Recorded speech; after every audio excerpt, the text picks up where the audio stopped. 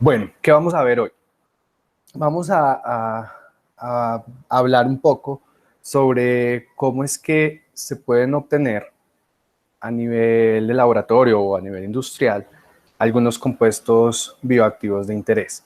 Entonces, todo lo que hemos visto hasta ahora nos ha permitido hablar un poco de la bioprospección, de cómo hacer esa búsqueda de esos organismos que tienen ciertas capacidades. Luego hemos evaluado las técnicas por las cuales vamos a verificar ciertas actividades de interés. Entonces, como lo vieron en el cuestionario, como lo vimos en el segundo parcial, allí veíamos algunas técnicas muy generales para la detección de diferentes actividades biológicas. Se nos abrió con esta segunda parte del curso digamos, un panorama que de pronto para algunos de ustedes era inexplorado, y es que sí, quizás habíamos oído hablar de que alguna planta servía para calmar la ansiedad, o que de pronto alguna planta era antifúngica, pero no íbamos mucho más allá como a explorar otro tipo de actividades biológicas que son muy importantes y que de pronto no eran tan cercanas a nosotros. Allí aparecen el caso, por ejemplo, de los antieméticos, aparecen los hipoglicemiantes, los hipolipemiantes, en fin, una cantidad de actividades interesantes que están en la naturaleza, en algunas plantas, en algunos microorganismos. Y bueno, esto era pues como el objetivo de esta segunda fase: identificar esas actividades biológicas de interés, ir detectando esas técnicas que de manera general o particular se pueden usar para verificar esas actividades, ¿cierto? Para determinar si hay o no hay esa actividad en un extracto, o si un compuesto tiene o no tiene esa actividad. Entonces ahora lo que viene es más con miras a obtener esos compuestos. Entonces ya sabemos que una vez tengamos el extracto, pues vamos a hacer una actividad, un ensayo para determinar una actividad. O una vez tengamos el compuesto purificado, pues vamos a hacer el ensayo de actividad, a ver si tiene o no tiene esa actividad. Pero entonces nos habíamos saltado esa parte. ¿Cómo hacer para obtener ese extracto? ¿Cómo hacer para obtener ese producto puro, ese compuesto puro? Y eso es lo que nos hemos saltado, porque en teoría uno debería primero obtener esos extractos y luego hacer esos ensayos de actividad, ¿cierto? Entonces eso es lo que vamos a empezar a ver ahora. ¿Cómo es que, ya definida cómo es la metodología para cuantificar la actividad, vamos entonces a pensarnos en cómo obtener ese tipo de compuestos? Entonces, para empezar, voy a hablarles un poco sobre eh, el, la obtención de esos metabolitos a partir de plantas.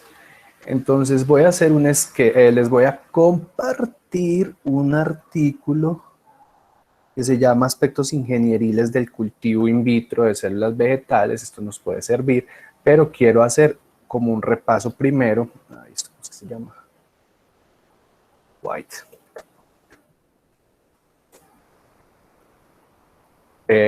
Algunas técnicas o de algunas cosas básicas que ya por ahí las hemos ido analizando. Bueno, cabe anotar, chicos, que como la mayoría de ustedes está proponiendo un proyecto a partir de células vegetales, pues entonces tengan presente esto que les voy a contar a continuación, porque dentro de sus proyectos deberían por lo menos mencionar algunas de las técnicas de las que vamos nosotros a hablar el día de hoy. Bueno, tenemos entonces una pantallita blanca. ¿Y qué es lo primero de lo que vamos a hablar aquí? Vamos a hablar de la obtención de metabolitos a partir de vegetales, a partir de plantas, digámoslo así mejor.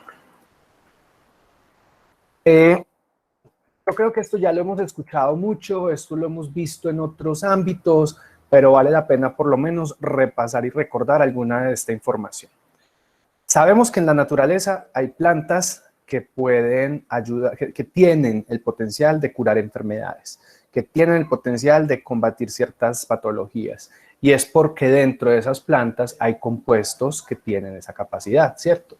Ya esto también lo hemos hablado mucho. Una planta no solamente tiene un compuesto, tiene muchos compuestos y la idea es que solo algunos de ellos tienen unas actividades características. Por decir, la marihuana.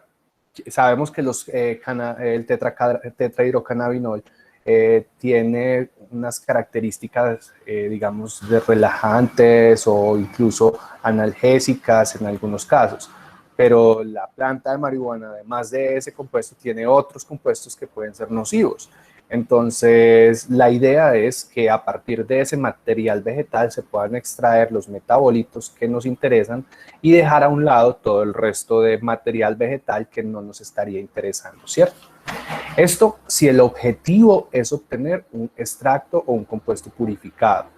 Ahora, existen ya en el mercado muchos extractos vegetales a los cuales se les ha comprobado cierta actividad y que no se les ha determinado una toxicidad.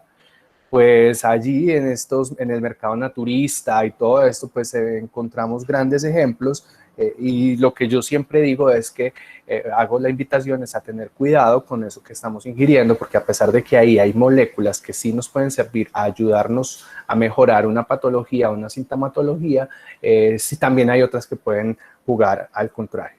Entonces, para iniciar, pues vamos a tener que pensar de las plantas, de dónde vamos a obtener nosotros el material, ¿cierto? Y desde allí ya tenemos pequeños problemas, o problemas no, cositas que hay que aclarar. Cuando hablamos de una planta, pues una planta tiene hojas, tiene fruto, tiene flores, tiene tronco, tiene raíces. Entonces, aquí ya empieza uno a preguntarse, ¿realmente es cualquier parte de la planta? Nosotros hemos hecho, por ejemplo, revisiones sistemáticas en donde encontramos que, entre comillas, los árboles del Valle de Aburrá tienen potencial para erradicar algunos hongos, para combatir algunos hongos. Pero pues cuando hablamos de los árboles, pues imagínense en qué estamos pensando, en la corteza, las hojas, los frutos, las flores, tops, un árbol tiene diferentes tejidos. Entonces esa es la primera pregunta que uno se tiene que hacer en el momento de que usted quiere hacer la búsqueda de compuestos en una planta, y es en qué tejido se encuentran esos componentes, básicamente, en primer lugar. Segundo, pues también hay que pensar en la forma de administración, o sea, es más fácil hacer una bebida con hojas y frutos que hacer una bebida de raíces, ¿cierto?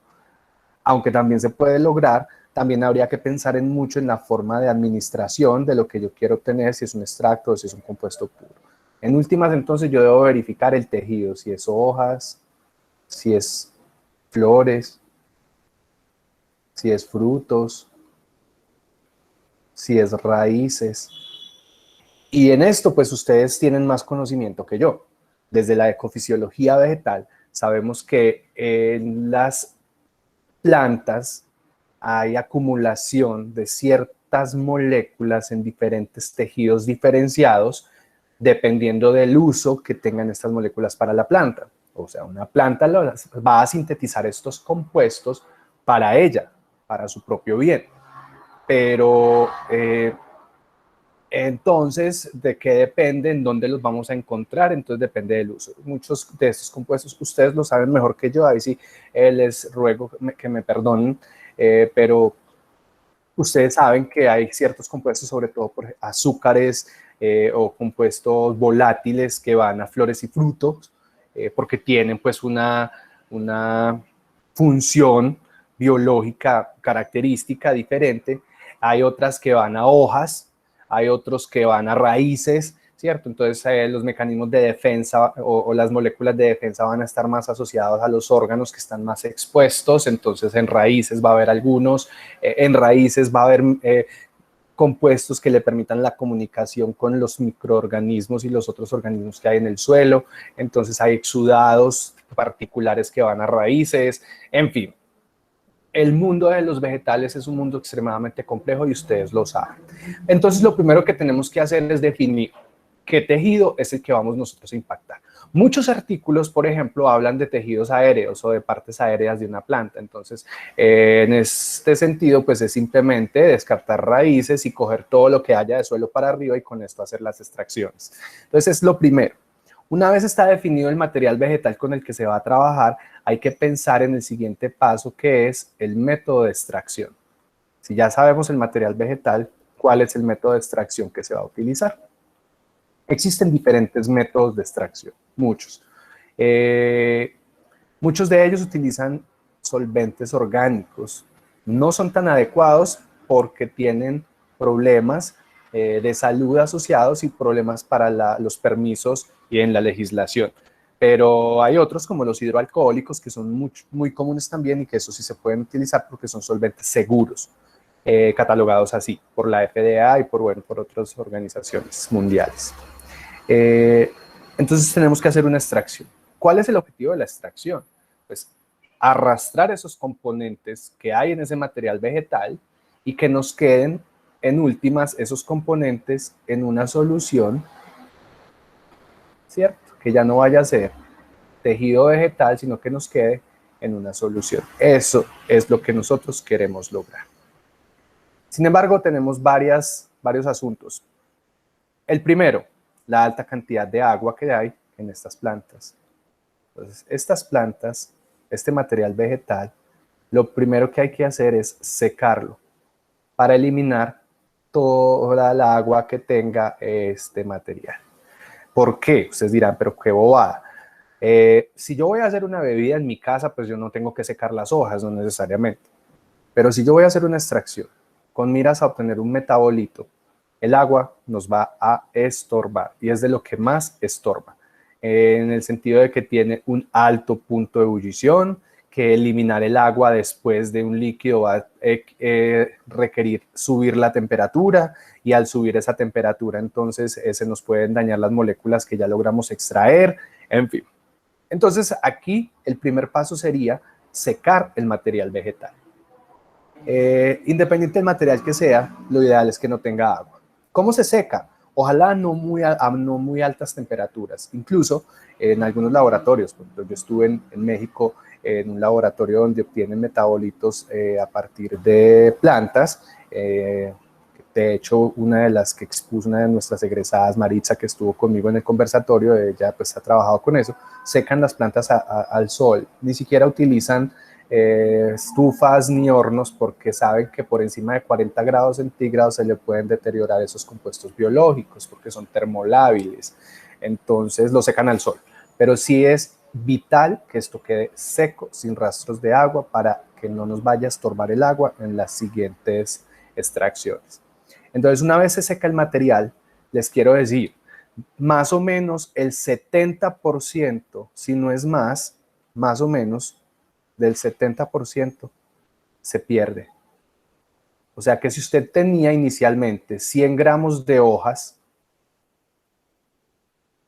al secar se va a quedar usted con 30 gramos de hojas secas. Porque el 70% más o menos se elimina. Es más, creo que este porcentaje de humedad puede ser incluso más alto. Puede incluso llegar hasta el 80%. Entonces imagínense 100 gramos de hojas, eso es mucho material, que usted después de retirarle el agua va a quedar con 30 gramitos apenas. Esto es muy poquito, pero bueno, es lo que hay. Una vez terminamos de secar, empezamos con los procesos de extracción. Como les decía, los procesos de extracción son diferentes dependiendo, bueno, si son a altas temperaturas o a temperaturas normales. Un proceso de extracción muy común es el denominado Soxhlet. Este Soxhlet es un proceso de extracción a altas temperaturas. Ya después vamos a ver el muñequito, por ahora quedémonos con la idea de que existe, de si lo quieren buscar o si ya lo han visto, perfecto. Entonces en las extracciones en Soxhlet se obtienen muchos compuestos, pero esto se hace a altas temperaturas. Entonces este proceso de extracción Soxhlet, que utiliza solventes que generalmente son alcoholes o que son solventes orgánicos, sube mucho la temperatura y puede causar daño a partir del material vegetal. Otros ejemplos de otras extracciones son maceraciones normales en frío. ¿Qué es una maceración? Una maceración es poner en un recipiente, en un recipiente, poner un solvente que generalmente es etanol o metanol y poner el material vegetal ahí. Y esto se va a dejar de un día para otro, se va a dejar 48 horas ahí, remojando, como si estuviéramos haciendo una bebida en la casa. Solo que no le subimos la temperatura, sino que simplemente dejamos que el material que pueda extraerse desde las hojas o desde el material vegetal pase al etanol o al solvente que estamos usando. Entonces, finalmente vamos a tener una solución que en la mayoría de los casos, cuando partimos de un material vegetal que tiene hojas, se va a volver verde. Esta solución va a ser verdosa. Y vamos a tener también las hojas. Entonces, ya el material, después de esta maceración, se ha extraído. Se extrajo a partir de las hojas y pasó al solvente que tenemos nosotros, que puede ser un alcohol o un solvente orgánico, dependiendo del tipo de molécula que queramos recuperar. Si sabemos de antemano que la molécula que queremos recuperar es orgánica, pues vamos a utilizar solventes orgánicos. Si sabemos de antemano que la molécula que queremos recuperar es hidrofílica o polar, vamos a utilizar alcoholes que tienen cierta polaridad. Y por ahí, ¿quién me iba a hablar? Pero bueno, una pregunta. ¿Esto se Sí. filtra? ¿Eso se? ¿Filtra? Sí. Listo. Sí, eso se tiene que filtrar. Ok. Entonces, ahí tenemos ya otro método de extracción que se puede utilizar para obtener esos metabolitos.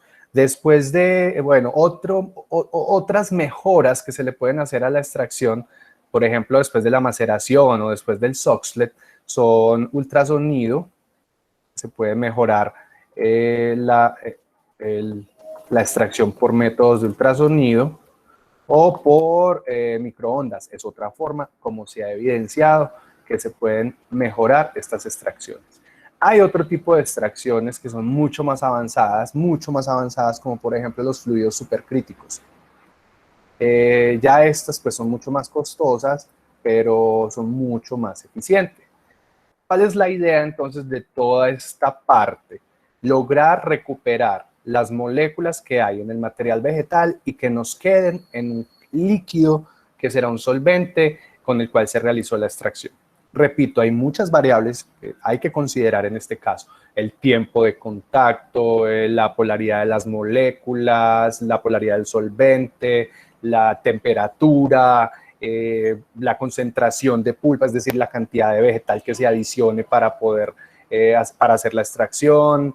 El tamaño de partícula también es muy importante. No es lo mismo extraer a partir de hojas grandes que extraer a partir de hojas recortadas pequeñas. El tamaño de partícula puede jugar también entre más pequeño puede jugar a favor. Puede ser más difícil filtrar después, pero es necesario tener un tamaño de partícula pues no muy grande. Dependiendo del material vegetal que vamos a utilizar, pues también tendremos algunas restricciones. Entonces, si tenemos cortezas o tallos, va a tener un tiempo distinto de contacto, si son hojas que son planas o así es flores que son mucho más débiles en su estructura, en fin. Entonces, ahí son muchas variables que uno tiene que considerar. Esto no es tan fácil como de hagamos una bebidita para el frío o hagamos una bebidita para los nervios. No es tan simple. Hay muchas cosas que cuando ya vamos a nivel industrial se tienen que tomar en cuenta. Una vez tenemos la extracción, pues como les decía, tenemos una sustancia verdosa, porque lo que más se extrae a partir de hojas y tallos es clorofila. Entonces, básicamente esas suspensiones van a ser casi que siempre verdes cuando estamos trabajando con hojas, porque la clorofila es lo que está en más cantidad y es lo primero que se extrae. Entonces, hay que eliminar ese solvente. ¿Para qué? Para quedarnos con los extractos concentrados. Entonces viene una tercera fase, por decirlo así, que es la fase de concentración. ¿Por qué es necesario? Porque aquí tenemos gran cantidad de solvente y las moléculas que tenemos en las plantas están en muy bajas concentraciones. Entonces nosotros para poder purificar y caracterizar o para poder purificar y evaluar la actividad, nosotros necesitamos que estén en una concentración alta, porque seguramente que sí están, pero no es lo que más producen las plantas. Esas moléculas, metabolitos secundarios estarán, pero no en altas concentraciones, como si lo está la clorofila, como si lo están los azúcares. Entonces, allí hay que hacer una concentración. Al concentrar, se va a eliminar el solvente. Entonces, la concentración lo que hace es eliminar el solvente. Lo bueno es que por métodos de concentración se puede recuperar el solvente nuevamente, como por ejemplo con rota de evaporación. Entonces, cuando uno hace una rota de evaporación, evapora el solvente, pero luego lo condensa y lo recoge aparte para poderlo reutilizar si es necesario. Lo que necesitamos acá obligatoriamente es quitar ese solvente, llevarnos ese solvente que nos está estorbando, con el objetivo de quedarnos sí o sí con una extracto que ya va a ser un tubito de ensayo, que ya va a ser una cápsula, un frasquito pequeñito con el extracto concentrado. En términos de porcentajes de recuperación, lo más común es que solamente el 10% de lo que habíamos recuperado del material vegetal se pueda obtener. Es decir, del material fresco teníamos 100 gramos. De estos 100 gramos de hojas pasamos a 30 gramos de hojas secas. Y de estas hojas secas, 30 gramos de hoja seca, tenemos rendimientos más o menos del 10%. Lo que quiere decir que de este extracto vamos a tener más o menos 3 gramos. Y eso exagerando. ¿Ya? Entonces, ¿por qué se disminuyó tanto la cantidad de masa? Porque es que primero le sacamos el agua, y segundo estamos haciendo un proceso de extracción y luego un proceso de concentración. Entonces lo que nos va a quedar es muy poquito material, 3 gramos. ¿Qué hay en estos 3 gramos? Todo lo que le logramos extraer a las hojas y que quedó en esta suspensión, luego de eliminar el solvente, pues van a estar en estos 3 gramos. Entonces lo primero que vamos a encontrar, clorofila con seguridad. Eso está en grandísimas cantidades. Azúcares en grandísimas cantidades. Y nuestros metabolitos secundarios, por ahí van a estar, entre estos 3 gramos, por ahí estarán estos compuestos que necesitamos o que queremos evaluarle su efecto. Lo bueno es que ya están concentrados. Entonces pasamos de un material vegetal a un extracto súper concentrado. Luego, con este extracto es que se hacen los ensayos de actividad. Ahí lo voy a poner en letra bonita.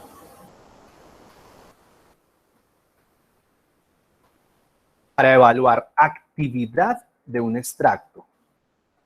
Pero también se pueden ir estos extractos a la purificación. Y esta purificación es para obtener compuestos o fracciones que después me vayan a permitir medir la actividad.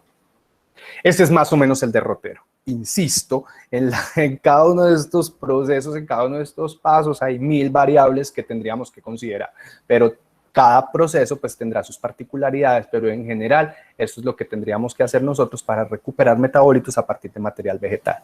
O sea, si yo sé que el extracto como tal tiene una muy buena actividad y no me está causando daño, pues entonces yo vendo extractos y me sale mucho más barato producirlos y me están ejerciendo una actividad biológica importante.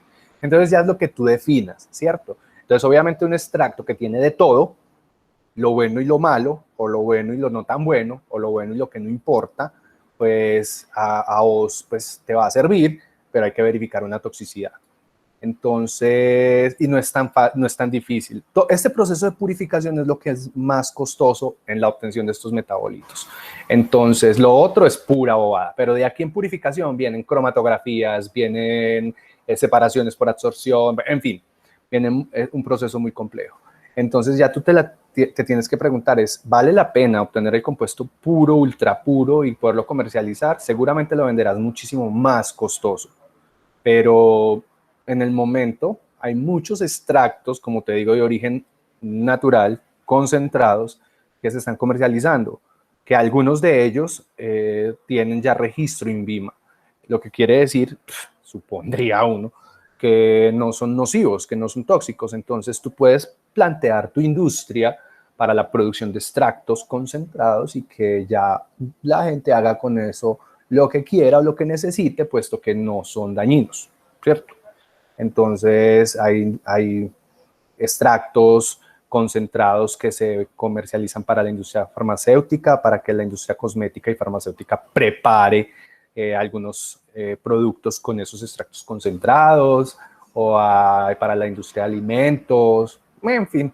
Entonces, nada, son extractos. ¿Para qué obtener los compuestos purificados si yo puedo comercializar extractos? No sé, por ejemplo, me parece muy curioso que hay una línea de crema de dientes de Colgate que es hecha a base de jengibre y coco, creo. Aquí, bueno, no sé. No creo que purifiquen los compuestos del jengibre para echárselos a la crema de dientes. Lo más seguro es que obtengan un extracto de jengibre súper concentrado, que se lo vendan a Colgate y que Colgate coja unos 2 o 3 goticas y se lo adicione a la pasta de dientes para poder producir una pasta de dientes biológica, no sé qué, con actividad, en fin, ¿cierto? Entonces tiene una actividad del extracto, se diluye para la preparación del producto, pero finalmente, pues, preparar un extracto de jengibre no es complicado. Ya, es más complicado purificar los compuestos del jengibre, entonces por eso a mí no me dicen que es una crema de dientes con tal compuesto, sino que me dicen que es una crema de dientes con extracto de. Y bueno, sirve. Entonces esto, digamos que este derrotero lo deben tener en cuenta quienes vayan a escribir su proyecto a partir de plantas. Entonces ya puntualmente cada paso pues tendrá que estar resuelto metodológicamente y allí ya tendrán que escribirme en la metodología de su proyecto cómo es que lo van a lograr, ¿cierto? ¿Qué tipo de material vegetal van a utilizar? ¿Cuál es el método de extracción que van a usar en su proyecto?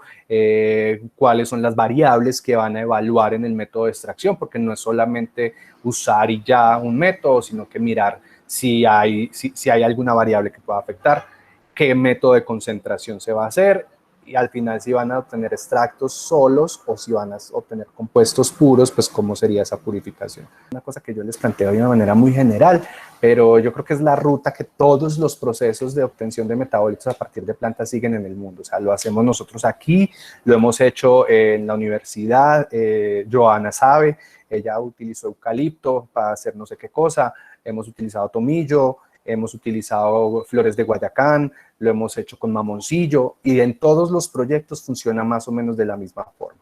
Lo primero, por ejemplo, con mamoncillo, que utilizamos las cascaritas del mamoncillo, o sea, las cortecitas están envolviendo la pepa, entonces comer mamoncillo, ¿cierto? Entonces lo primero es conseguir las cascaritas y después de que teníamos las cascaritas las pusimos a secar de un día para otro en estufa a 40 grados. Luego de que estaban secas las molimos.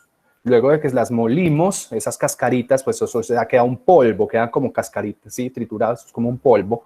Echamos esas cascaritas en alcohol, en etanol o en metanol, en los dos solventes, que cada uno de ellos es considerado seguro, entonces, por la FDA. Entonces, echamos cascaritas de mamoncillo secas, trituradas en etanol o en metanol y las dejamos reposando toda la noche, de un día para otro.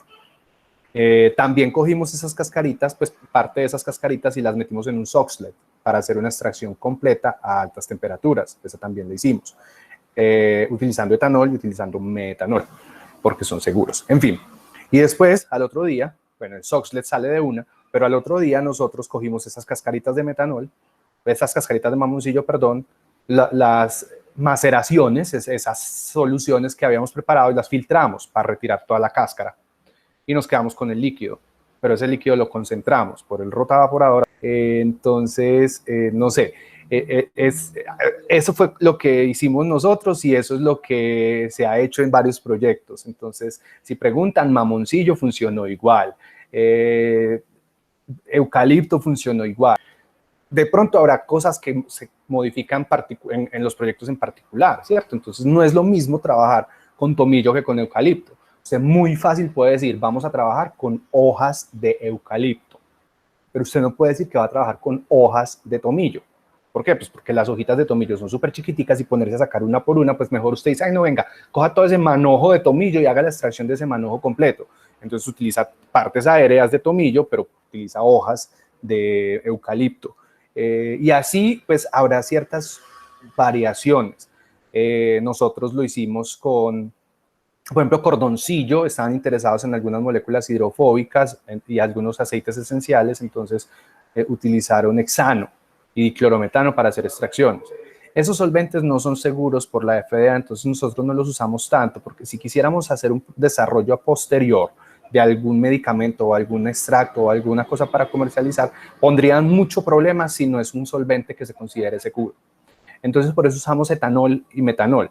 Y en la literatura, claro, aparecen reportes donde dicen, es que con tal solvente se obtuvo mejor etilacetato, bueno, cloroformo, pero no es seguro. Entonces, ¿qué ganamos nosotros? Puede que la productividad sea muy alta y que el rendimiento sea más del 10%, pero no lo van a dejar aprovechar después. Entonces, nos vamos más como por los solventes seguros.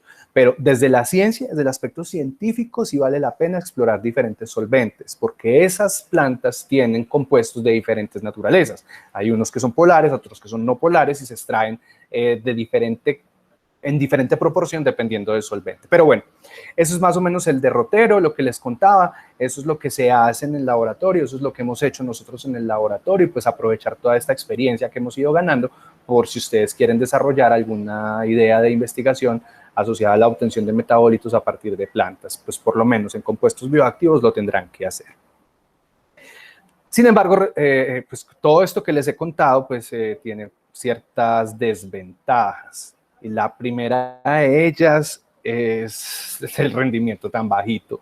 Y como les decía, esto implica que para tener unos gramitos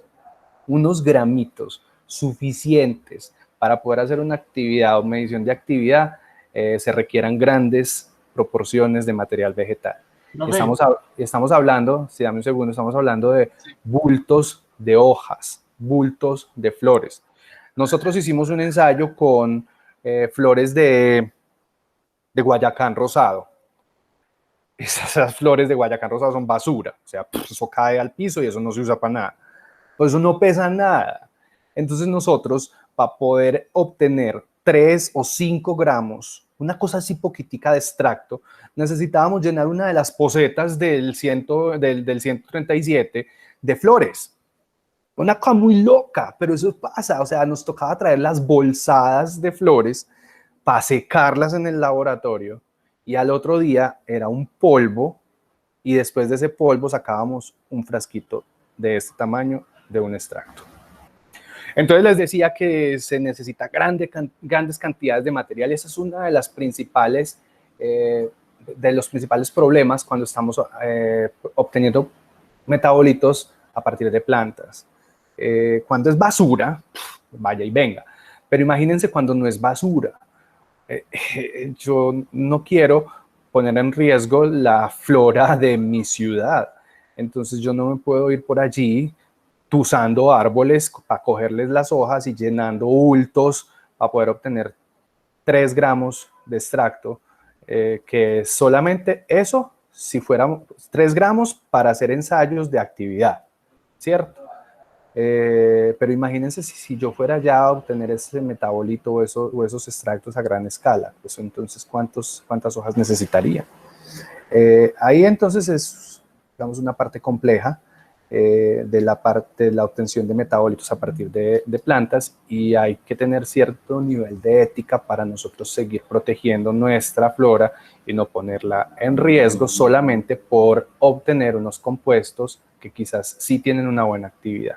Entonces, para sobrellevar un poco estas complicaciones, pues entonces se hace el cultivo de células vegetales in vitro con el fin de obtener ciertos metabolitos que produce la planta.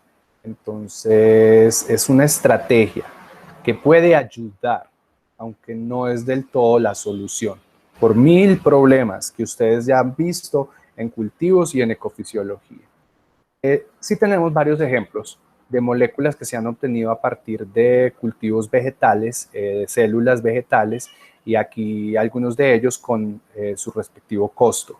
Como pueden ver, pues estos compuestos que ya se usan como medicamento en la industria farmacéutica tienen costos hasta tan elevados como de $2 millones por kilogramo.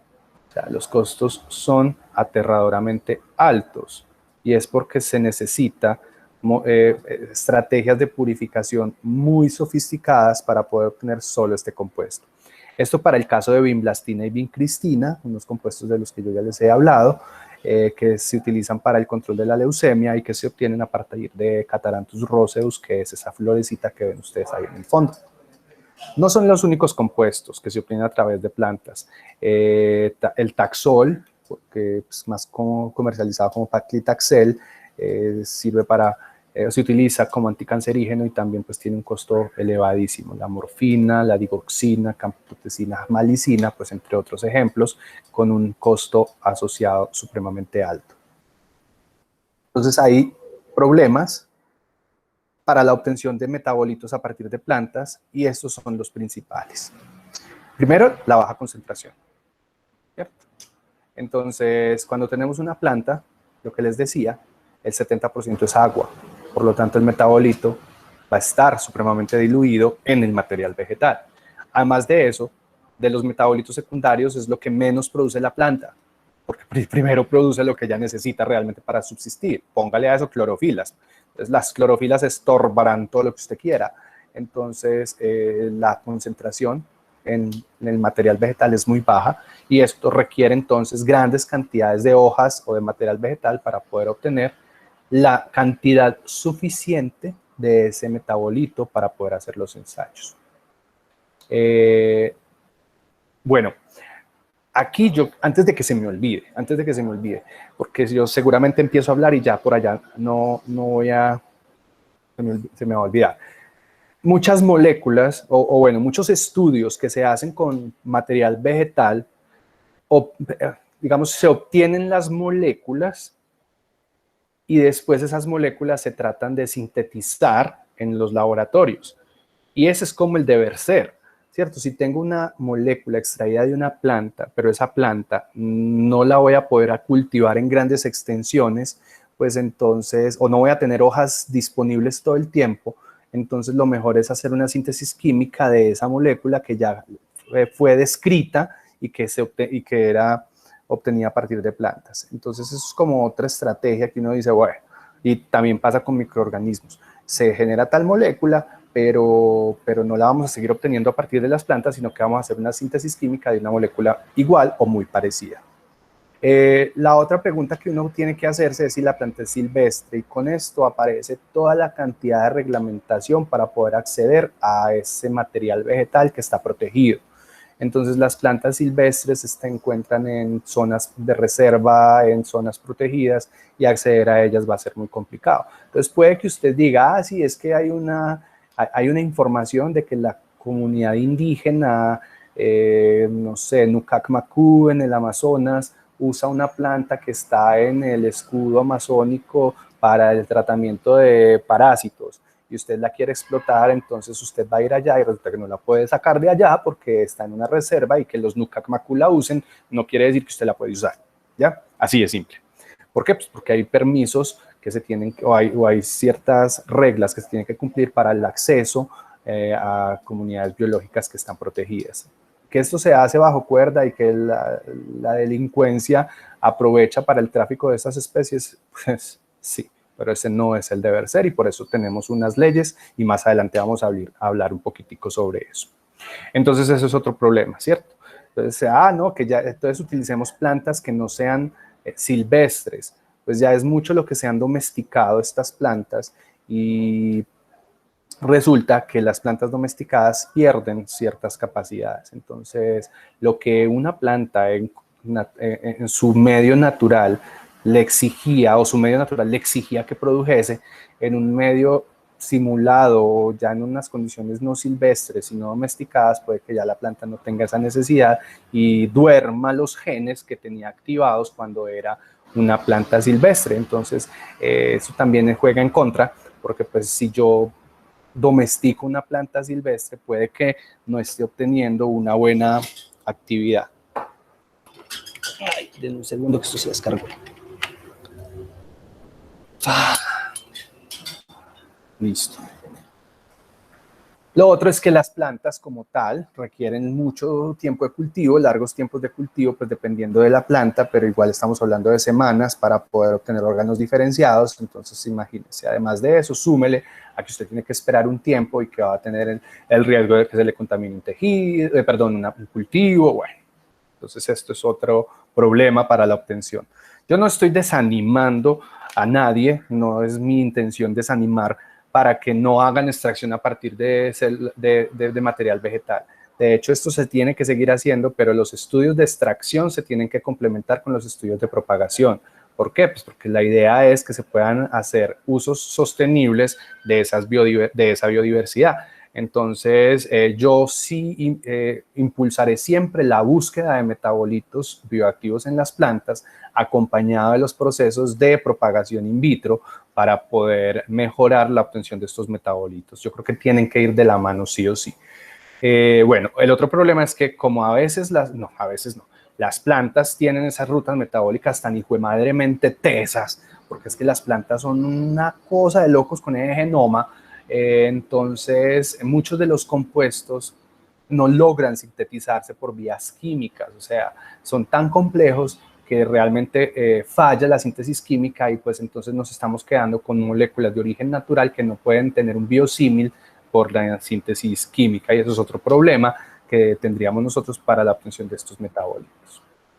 A esto súmele en los países que hay estaciones, o incluso en Colombia también hay temporadas, porque ciertos cultivos crecen no sé, sí, crecen en ciertas épocas del año, y pues entonces allí también estas estacionalidades juegan en contra para la producción homogénea de estos metabolitos. Además, es diferente la concentración de ciertas moléculas en las diferentes estaciones o en las diferentes zonas, épocas del año. Si hay lluvia o sol, entonces también la acumulación de metabolitos en las plantas puede cambiar ligeramente o drásticamente. Si estamos hablando del invierno al verano, pues entonces la acumulación de metabolitos puede cambiar. Entonces, por esto es mejor desarrollar los cultivos in vitro. Toda esa carreta que les estaba echando para esto, lo que les digo. Siempre debemos seguir la bioprospección en vegetales, sí, porque tenemos ahí en nuestro patio trasero una cantidad de plantas que son la panacea y una cosa de locos, pero pues ir de la mano con la sostenibilidad, ir de la mano con los estudios para la síntesis a nivel de laboratorio en condiciones controladas y sostenibles. Entonces, una de estas son los cultivos in vitro. Los cultivos in vitro se pueden dar de diferentes formas y una de ellas es por células en suspensión. Entonces, cultivando las células en suspensión, esto ustedes ya lo vieron en cultivos celulares o lo están viendo, bueno, whatever. Y aquí pues una imagen de unas suspensiones celulares de caña santa, es una plantita que ha demostrado ciertas actividades biológicas, que se establece este cultivo a partir de callos. Estos callos pues están en un cultivo semisólido, ustedes ya saben de qué es lo que yo les estoy hablando, son unos callos friables que se obtienen a partir de cultivos y estos callitos van y se establecen en suspensiones celulares. Bueno, ahí tenemos un precipitado de estas mismas células en suspensión que se van formando agregados dependiendo de la especie vegetal. Ejemplos de moléculas obtenidas por esta técnica, ya entonces les hablaba del Taxus, del Paclitaxel, que es el mismo Taxol, pues que es un nombre genérico, que es un anticancerígeno obtenido a partir de Taxus sp, que es esa plantita. Entonces ya esto se hace a nivel industrial, ya se logró estandarizar la producción de este compuesto. La chiconina, que es un compuesto antifúngico, también se puede obtener a partir de células en suspensión de Litospermum erythrorhizum. La berberina, que es un antibiótico, también se obtiene a partir de Coptis japonica en suspensión. Y bueno, Panax ginseng también se ha establecido en células de suspensión. Este es el ginseng, que es una es una planta que se ha utilizado con una cantidad de fines terapéuticos. Entonces ya se obtienen extractos que son comercializados y que son producidos a partir de células en suspensión de estas plantas, de Panax ginseng. Les traigo un artículo como un ejemplo de lo que se puede hacer con células en suspensión.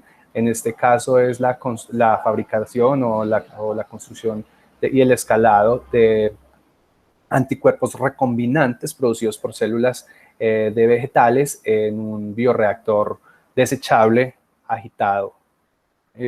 Ok, entonces aquí varias cosas. Pues lo primero es que se utilizan células de tabaco BY2 recombinantes para hacer una expresión de proteínas. Estas células en suspensión entonces son modificadas genéticamente. Aquí las pueden ver en la figura A, las pueden ver en Erlenmeyer después de una semana de agitación, entonces se va dando una turbidez debido al crecimiento celular. En la fotografía B van a ver entonces una micrografía fluorescente de estas células cuando fueron transformadas para expresar esta proteína verde fluorescente. A nivel de laboratorio, a nivel de laboratorio, pero en condiciones de bioreactor, pues lo que se da es la expansión de estas células en suspensión a un bioreactor un poco más grande. Entonces, en principio se hace un precultivo en un reactor de 20 litros desechable, es un tarrito desechable, en donde se pone a crecer esta nicotiana tabaco recombinante en medio de cultivo. Y estos 20 litros me van a servir para inocular un reactor. Es una bolsa desechable que se agita por medio de un shaker en donde está él ubicado de 200 litros.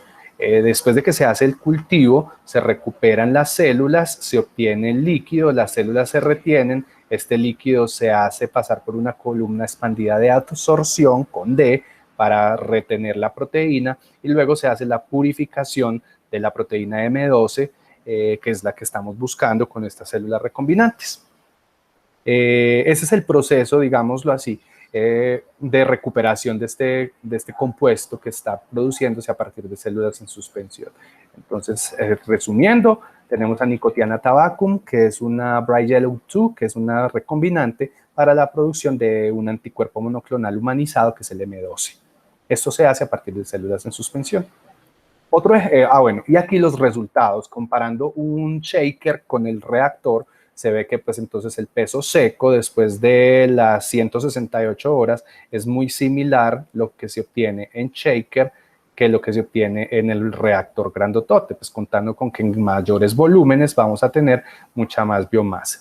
Y como lo que les interesa es la proteína, pues se ve que también a las 168 horas la cantidad obtenida de proteína en el bioreactor grande es muy similar a la cantidad de proteína obtenida en ¿cómo se llama? A nivel de Erlenmeyer. Este segundo trabajo que también se hace con células en suspensión es para la obtención de flavonoides por elicitación con metilhasmonato en células en suspensión de Hypericum perforatum. Entonces, lo primero pues, es entender qué son los flavonoides. Son unos compuestos biológicos que tienen una actividad biológica muy amplia. El principal flavonoide que encontramos en las plantas es la quercetina, que también tiene muy buenas actividades biológicas. Y lo otro que es necesario entender de este método es la estimulación, es la elicitación. En este caso se estimulan las células en suspensión a través de una molécula que se llama metilhasmonato.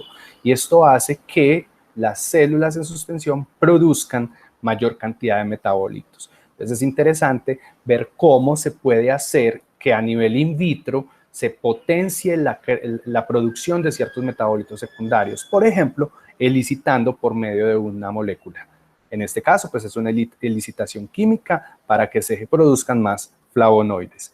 Esta es la plantita que utilizaron, que es la hierba de San Juan, Hypericum perforatum. A partir de ella, pues se obtuvieron células en suspensión. Obviamente, ya ustedes saben cómo es el proceso, obteniendo cultivos in vitro y ya después de estos callos llevándolos a suspensión. Y bueno, se ha reportado que esta plantita pues, se utiliza para diferentes patologías.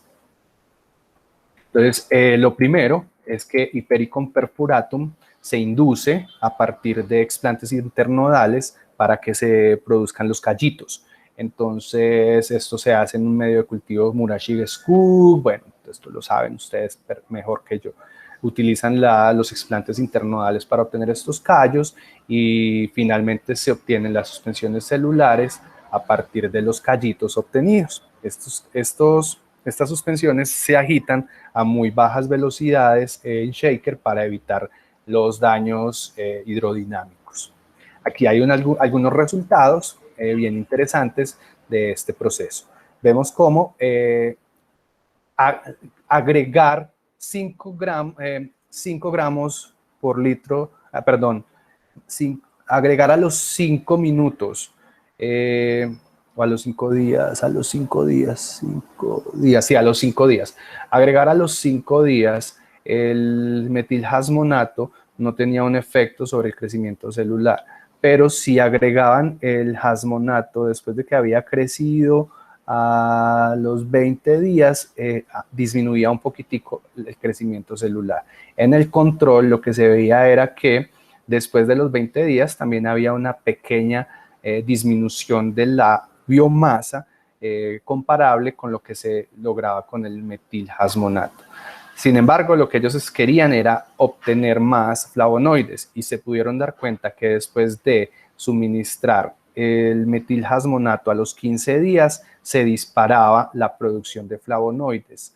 Entonces ellos dicen que es importante, primero, que se acumule cierta cantidad de células en el reactor y que después se estimulen esas células que ya se obtuvieron para que se produjera mayor cantidad de este metabolito secundario. Si se adicionaba antes de tiempo el metilhasmonato, iba a inhibir el crecimiento celular. Entonces, por eso era necesario esperar cierto tiempo para poder hacer la elicitación y hacer que ya todas las células que se habían producido empezaran a liberar entonces estos flavonoides. Entonces es bien interesante desde la elicitación química cómo funciona. Y este otro ejemplo que también es con células en suspensión, pero en este caso de regaliz chino, es una plantita también asiática, la Glycyrrhiza inflata. Aquí utilizan un reactor Airlift para el cultivo de estas células en suspensión. La idea es que a Glycyrrhiza la siembran para obtener callos a partir de los hipocótilos y a partir de esos callos pues también se hacen suspensiones celulares en shaker.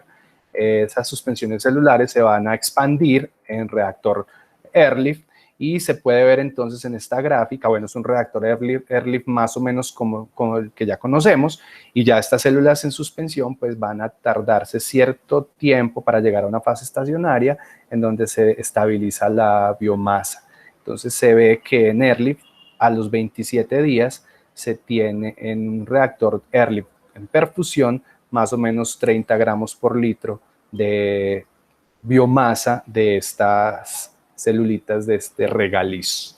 Ya a partir de este regaliz pues se obtendrán entonces también algunas moléculas, pero lo que ellos estaban interesados era en verificar el crecimiento celular para ver si era óptimo o si era viable cultivar estas células y expandirlas en un reactor Airlift.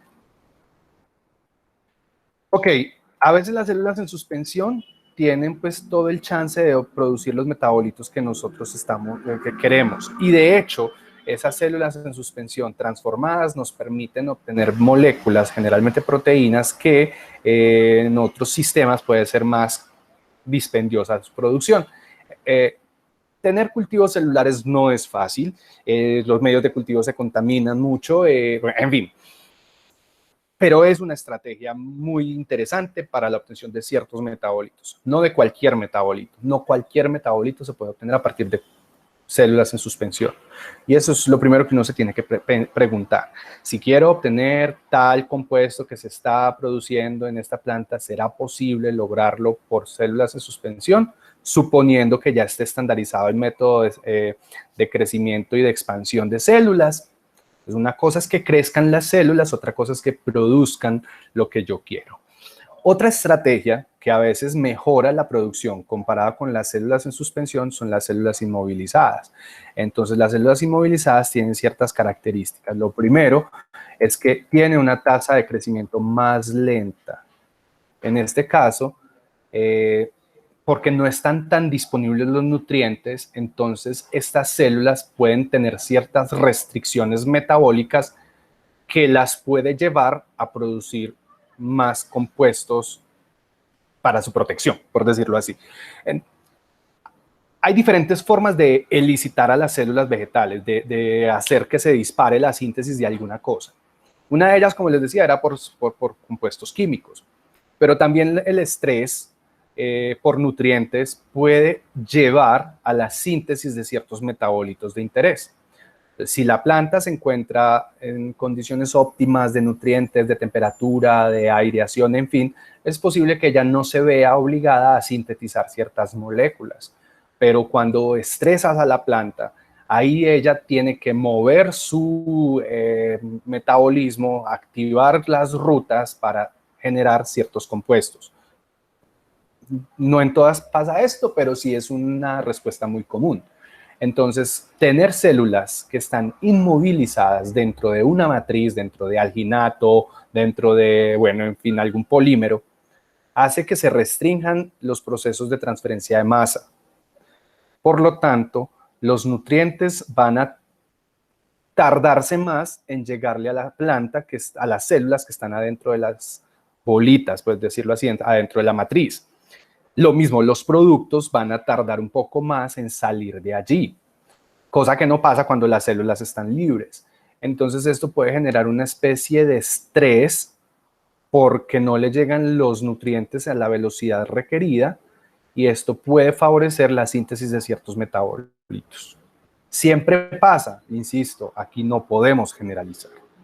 Es como decir que todas las plantas son verdes. A ver, ¿cierto? No podemos generalizar, pero es una respuesta que es muy común. Tenerlas inmovilizadas además permite que ellas tengan un contacto más cercano. No es una célula nadando lejos de otra que de pronto, de vez en cuando forman cúmulos o agregados, sino que hay un contacto más cercano. Y esos contactos cercanos célula a célula pueden permitir, en algunos casos, una comunicación intercelular que nos lleve, por ejemplo, a una especie de diferenciación, como una formación de una especie de tejido, aunque no es un tejido. El tener las células más en contacto una con la otra puede permitir o estimular alguna comunicación entre ellas. Entonces, eso puede ser importante si la producción del metabolito está mediada por esa interacción intercelular entre células. Entonces, bueno, pero habría que estudiar primero si es necesario o no que haya contacto entre las células para que se dé esta producción de este metabolito. Como les digo, las rutas bioquímicas de las células vegetales es una cosa mundial, pero esto es más o menos lo que uno podría ir extrayendo de allí para la obtención de estos metabolitos. Bueno, lo otro es que se puede utilizar se puede reutilizar el catalizador. Pues, tenemos unas perlitas, las perlitas se pueden simplemente sacar del medio de cultivo y pasar a un medio fresco, y podríamos así reutilizar las plantitas o las células, perdón, que están allí inmovilizadas. La recuperación de productos es más simple, puesto que los productos están llegando al medio, pero las células no, porque las células están inmovilizadas. Entonces es mucho más fácil purificar estos compuestos porque no tenemos células estorbando. Y además de esto, pues si tenemos un reactor Ehrlich o un reactor de tanque agitado con estas células inmovilizadas, pues el hecho de que estén todas enclaustradas en unas capsulitas, pues va a disminuir el estrés hidrodinámico que se le puede causar.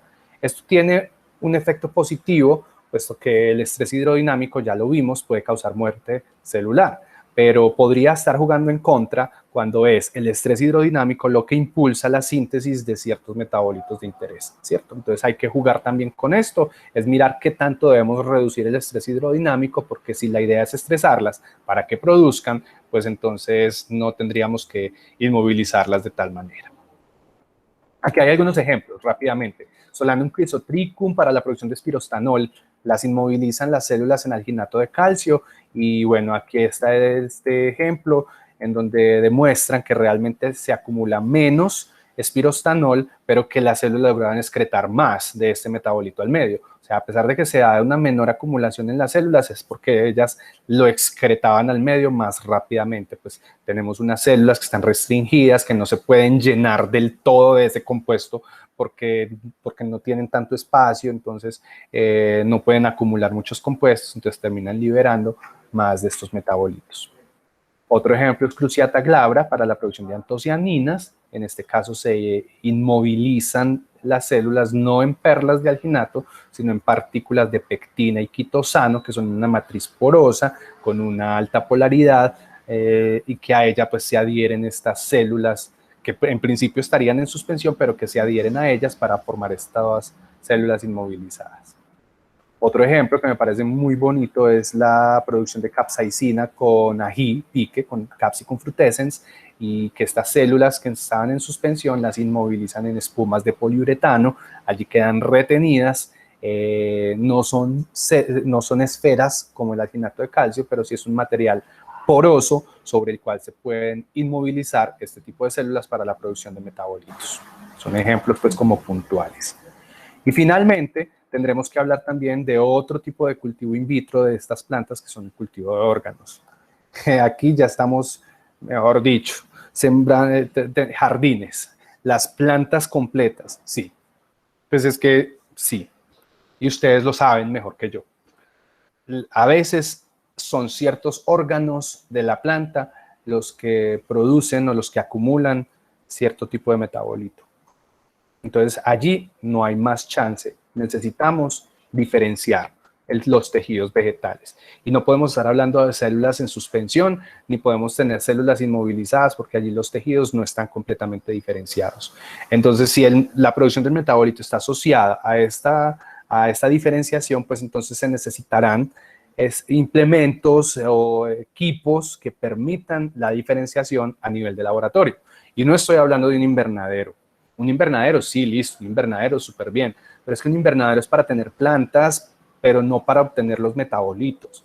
Entonces necesitamos estrategias como las que ustedes pueden ver allí, que son bien raras, pero que me permiten recuperar los metabolitos directamente de los órganos establecidos y diferenciados de la planta. Entonces no me está quedando el metabolito ni en el suelo ni en la planta, sino que estoy haciendo directamente una extracción de ese metabolito, de esos metabolitos, a partir de los órganos que los acumulan.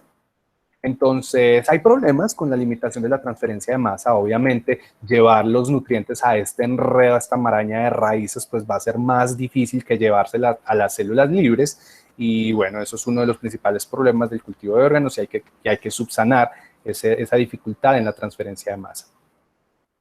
Hay un ejemplo muy bonito en donde se hace la mejora de la producción de artemisinina, que es una molécula que combate el paludismo, utilizando quitosano en cultivo de raíces peludas, de raíces, no sé si se llaman adventicias, bueno, no, de las raíces peludas, no sé cómo se llaman las raíces, de ajenjo.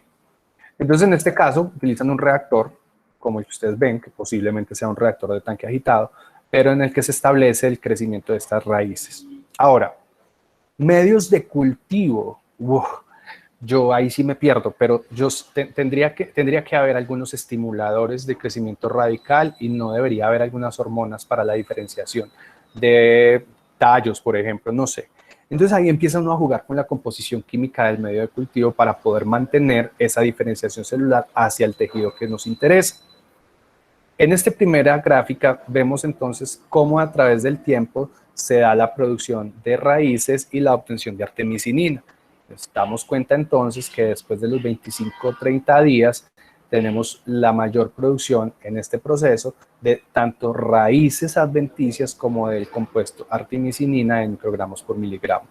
Microgramos, estamos hablando de unas cantidades mínimas, pero bueno, es lo que hay, eso es lo que se puede obtener.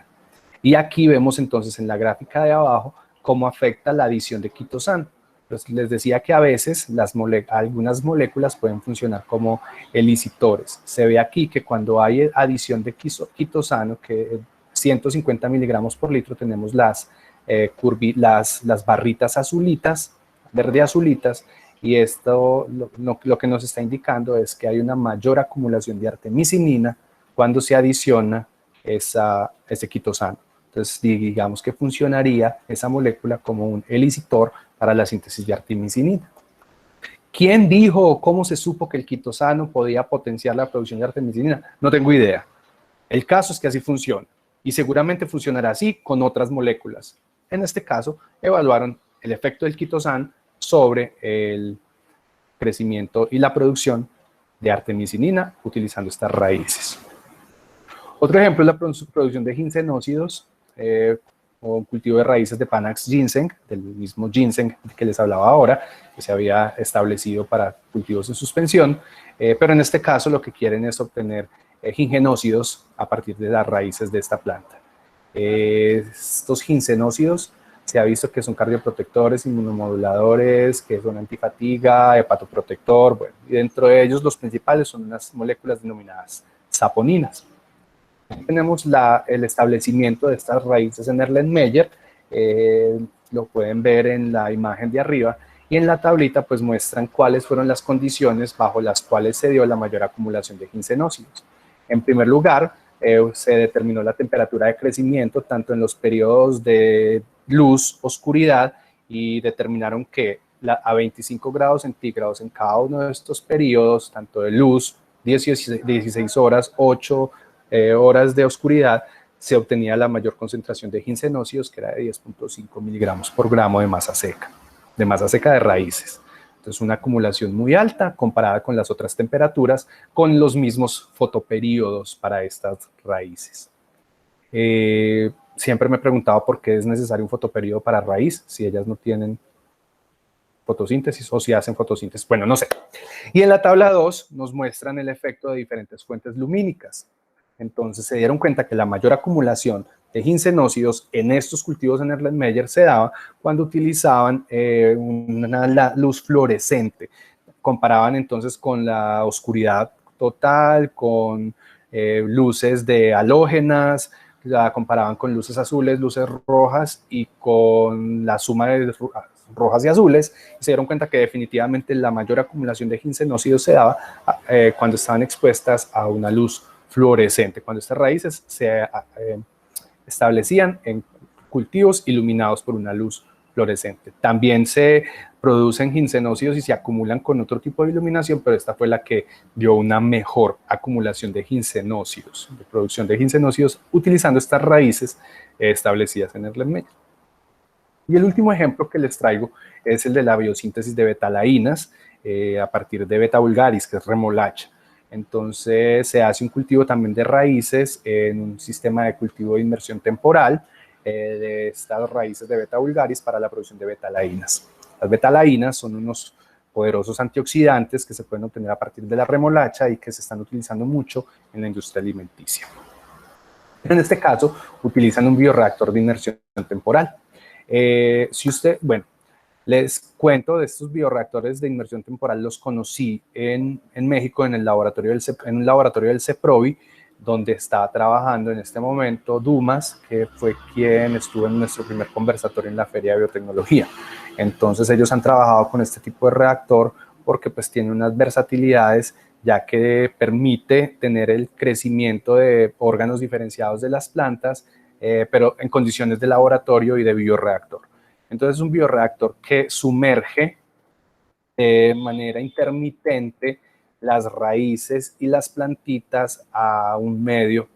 Eso le permite, por ejemplo, humedecer, le permite a las raíces liberar esos compuestos y que queden en la solución, pero entonces mientras no están sumergidos, porque como están en inmersión temporal, mientras no están sumergidas las plantitas van a tener un metabolismo, cuando se sumergen entonces estos compuestos acumulados van a pasar a la solución y así entonces se va dando este proceso de manera repetida, se pueden tener entonces órganos diferenciados y se pueden ir obteniendo los compuestos directamente desde las raíces. Entonces esto, por ejemplo, cuando sea muy difícil de obtener crecimiento solo de raíces y de ninguna otra parte del tejido, pues entonces este tipo de sistema permite recuperar esos compuestos a través de las raíces sin necesidad de que la planta solo sea raíces. ¿Me explico? O sea, podemos tener un crecimiento de toda la planta conjunto, pero se pueden ir extrayendo cada vez los compuestos a partir de las raíces, porque estas son las que van quedando sumergidas